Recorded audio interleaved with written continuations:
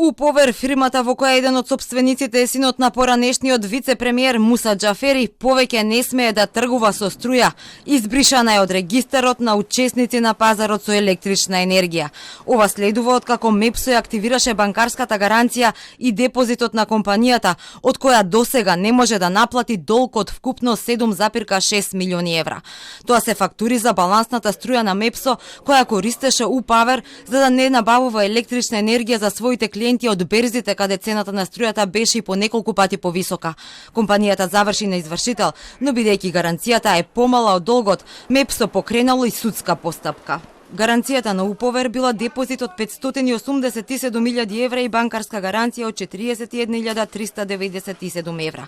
Работењето на УПОВЕР беше ставено под лупа на јавноста и стражните органи, откако Аријанид Џафери го нападна председателот на регулаторна Марко Бислимовски, откако регулаторна покрена постапка за одземање на лиценцата. АД МЕПСО во март го раскина договорот за балансна одговорност. Донесе одлука за активирање на банкарската гаранција во висина од 2,5 милиони денари и да се задржи депозитот во висина од 36 милиони денари, доставено од страна на УПОВЕР како финансиско обезбедување по основ на договорот за балансна одговорност.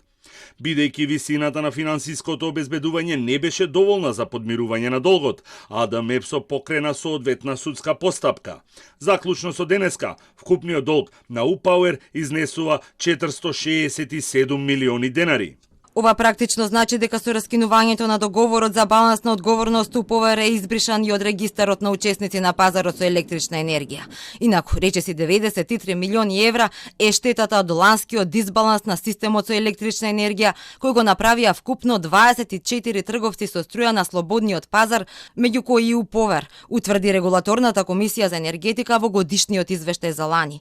Поради високите цени на електричната енергија на берзите, трговците ја користеа балансната струја на МЕПСО, кој пак ја позаемуваше од Европскиот енергетски систем и беше предупреден дека ќе има санкции и ќе плаќа пенали.